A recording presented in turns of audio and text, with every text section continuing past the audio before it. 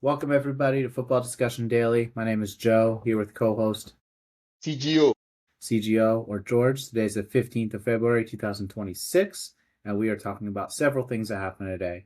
Roma tied Napoli 2-2 in Napoli. There's several FA Cup games. Arsenal beat Wigan 4-0. Sunderland beat Oxford 1-0. Fulham beat Stoke 2-1. Wolves beat Grimsby 1-0. And the biggest news of that was the pitch was awful. And of course, Grimsby, the team that beat who, George? Who'd they beat earlier in the season? The Wolves. No, Grimsby. Oh, Greensbury defeated Manchester United in the Manchester Carabao Cup. United, of course. Just reminding people in case they forgot. Manchester United is my least favorite team. And Leeds beat Birmingham, or they drew Birmingham 1-1 and won on penalty kicks 4-2. So that was a. We have a couple games tomorrow. The only Premier League team in action is Brentford against non-league Macclesfield. George, who did Macclesfield beat? Macclesfield, the team they defeated. Is that not Liverpool? No, Macclesfield defeated Crystal Palace, and they are not they're I believe they're a non-league team, but they play Brentford tomorrow, and then we also have the FA Cup draw tomorrow. So big Yes, day. yes. George, what do you think the biggest news of today is? So is it the results in Italy? I know there's games in Germany. I know Bayern Munich and Dortmund both won. Is it the FA Cup? In your head, what are you thinking about most right now? For me, the biggest news today is the loss of Atletico Madrid to to Rayo Vallecano. That was not the result most people expected because Rayo Vallecano is a team that is battling with relegation only for Atletico Madrid, a team that whitewashed the Barcelona in the midweek in the Copa del Rey first leg to lose to a team battling with relegation. And not only losing by 3-0. That was a very embarrassing result, even though Diego Simone rested a lot of players, but that is not a reason for you to lose to a team battling with relegation. So that was a very big news and a big surprise. Yeah, I mean, I don't. Atletico Madrid has been very hit or miss. Like they do have a quality coach and a lot of quality players, but I feel like there's years where they're able to be more consistent than others. I feel like over the past years that I've seen them destroy Barcelona and then turn around and lose to an inferior team midweek. We've seen them knock Real Madrid out of the Champions League twice, or is it Barcelona twice? And No, no, and it's Barcelona, not. they lost. They knocked Barcelona out of the league twice, but then they have an awful record against Madrid. So they've won the league twice, and they've I've seen they've struggled to draw against some teams you wouldn't expect. Um, do you think that this iteration of Atletico Madrid, George, the reputation they have of being defensive, being hard to break down, winning a lot of 1-0s over the Simeone's era, do you think that's true of this iteration of Atletico Madrid? This set of Atletico Madrid team is not as solidly defensive as we've seen in the past years under the tutelage of Diego Simone. This team, I remember they played against Arsenal in the Champions League, and we saw how they were battered by Arsenal. So it shows that they are not good defensively, if you ask me. So it's not the Diego Simone team we've always known. They are very, very solid at the back. But this season, no. I don't think they've been that great at the back. I don't know why. That's what maybe it has to do with the quality of defenders they have now, but True. not the Atletico Madrid we've known in the past. Yeah, I mean, it So could be so anything. The margins are really fine at this level. It's just interesting. I haven't seen as much of them this year. Do you feel like there's a team that can go on a dangerous run in the Champions League? Because you really only need to win 6 games in order to get to a Champions League final. well, this Atletico team I'm seeing, um, it's not really that convincing. Uh, I don't see them really going that far in the Okay. in the Champions League. I don't see them getting to maybe the semi-finals or finals of the Champions League. I'm not convinced. Maybe the coming of Ademola Lookman might help them because whether I like it or not, His presence has really helped the attack of Atletico Madrid. That has really helped them. In the game they lost today, it wasn't played.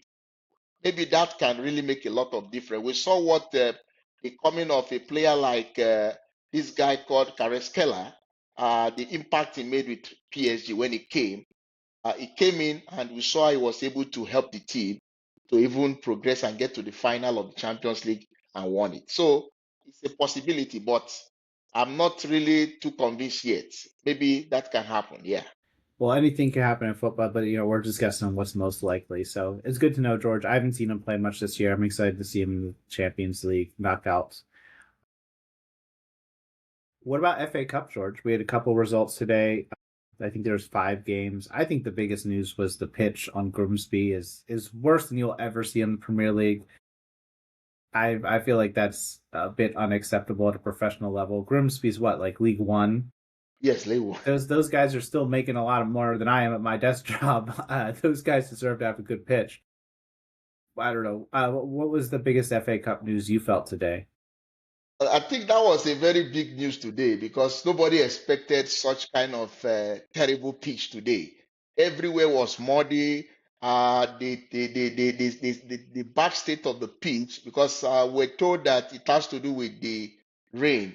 I think the prolonged rain that caused the pitch to look that very George, poor. I don't know if who watching here has been to England, but in England it rains every single day. I don't buy this prolonged rain. Liverpool's figured it. Every team in the Premier League has figured it out. Yeah, it rains every day. It's like saying the heat in Africa has caused their pitch to problems. Like it's hot every day. I don't know. I feel like it's an Well, excuse. It's an excuse. Well, that was the excuse they gave, but like you rightly said, that shouldn't make the pitch to look that very bad. What it means is that it was not, maybe when it comes to planting of the grass, stuffs like that were not properly done. If not, you shouldn't have that kind of problem. That really affected the free flow of the game. The game was a bit messy, but Wolves were very fortunate they won that game because if they had lost, they would feel very bad that a team that is in the lower division defeated a team playing in the Premier League. So it's good they were able to get the victory. Hopefully, in their next game, they will play against a team. Maybe we don't know if they will be playing at home or they will be playing away. Hopefully, they will play on a very good pitch. That's what Who I'm looking knows? forward to. And then Honestly, one George, other. part, Okay, go part, ahead. part of me really enjoys like the whole fact of like clubs do everything to get in a little advantage. Anything that you could have some pretense of, yes, like, oh, it's raining too much or our field is muddy. I remember back in the day of Barcelona versus Real Madrid, the grass at Madrid would be a lot higher than normal. And Madrid would be like, it rained so much, but it was really to slow down the passing of Xavi, of Iniesta. And they still, it was probably the difference between losing 4-0 or 6-0, but it was still, just a little less embarrassing. I'm sure that every little edge counts. You always hear stories about players in hotel rooms getting fireworks outside their hotel rooms on away games and things like that. So I think it's football.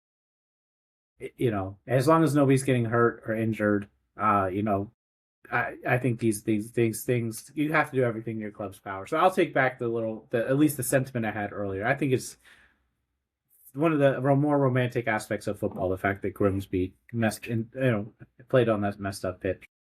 Joe, do you know we've seen teams that when they notice that the opponents are very good at using long throws, like maybe the way Brentford uses long throw for to their advantage, what they do is when they are hosting you, they try to make sure they reduce the space through which you'll be able to throw the ball so that you can't really step back, have much distance for you to step back. So the bots close to where the lines are. They make it very short so that they stop you from making long throws. So we've seen teams that did that just to prevent the Yeah, opponents from having advantage of long I mean, throws.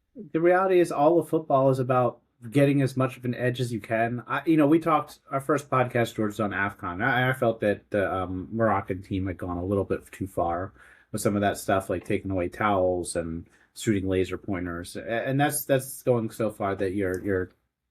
I feel like that's way too far for me. Um, But yeah, like things like moving cones up so that players can't get have a little have 1 inch less to throw it in. Things like having the pitch bad so that your team, who's 1/5 of the budget of Wolverhampton, can compete. And I know 1-0 game is competitive. I feel like is fair play, and it's kind of just part of the game.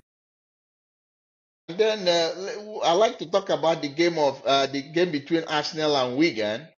Uh, Arsenal were able to score 4 goals within 30 minutes, and only for them not to score any other goal again after that. So the game ended 4-0. I was hoping that they would score more goals, because if you're able to score 4 goals within 30 minutes, the the assumption is there's likelihood you score more. But Arsenal came into the second half and there was no goal. But I think they were very dominant in the game and they did very well, got the job done, Mm-hmm. and they are now in the fifth round of the Champions League. I mean, of the FA Cup. So what it means is Arsenal are still pursuing their quadruple goal for the season. Do you think it's something they'll be able to achieve, Joe? No, I don't. I mean, I do feel like this Arsenal team is the best team in England this year, but I don't think they're as dominant as the City Centurion team, the Liverpool 2020 team, or the Liverpool. I mean, I don't think they're even as good as Liverpool last year. But the Arsenal is very, very good. I don't think they're as good as some of the all-time greats. I would still say Bayern in Europe, from what I've seen, is probably better than them this year. I know they played, but it was one game, okay. Um, but I don't think Barcelona or Arsenal is as dominant as some of those other teams relative to other teams in Europe or England. I think they'll definitely win at least one. They'll probably win the Premier League, and almost I'd guess win at least one of the other three, or sorry, the other two that they're in. But they're not. Are They, they in they, are, the they, are, League they are Cup? playing the final of the Carabao Cup with That's right. Manchester City.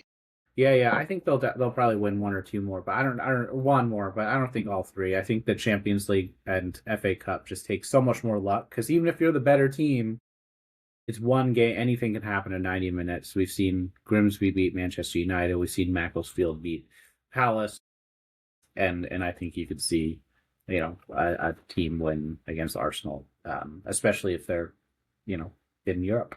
What do you think, George? Do you feel like quadruples likely? And this point of the season, people always start talking about quadruples.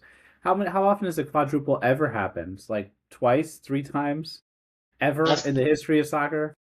well, the only team I remember did something of such was PSG.